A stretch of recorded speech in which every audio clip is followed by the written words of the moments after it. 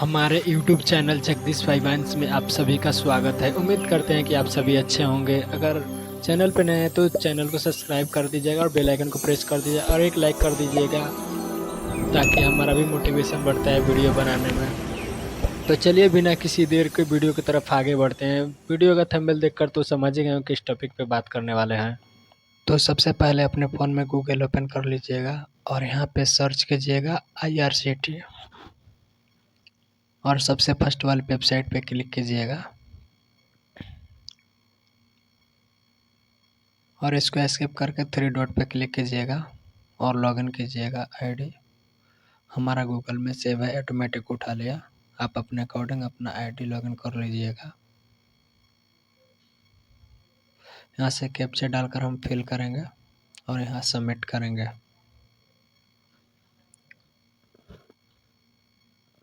और मेरा ID successful login हो गया। फिलहाल हम स्टेशन टूर सेलेक्ट करने वाले हैं, जयपुर टू गोरखपुर। आप अपने हिसाब से सेलेक्ट कर लीजिएगा, डेट अपने हिसाब से सेलेक्ट कर लीजिएगा। और यहाँ पर हम डेट कर लिए और यहाँ से हम जनरल कोटा उठाते हैं जो 120 दिन पहले से बुकिंग होता है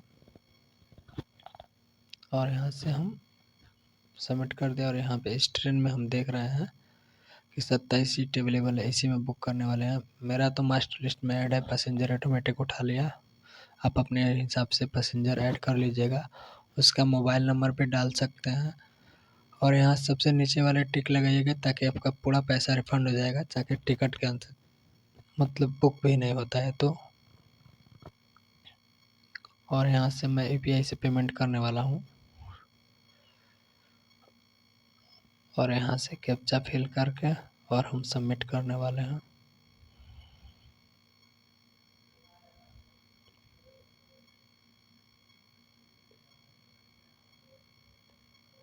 हम यहाँ से IRCTC वॉलेट से पेमेंट करने वाले हैं।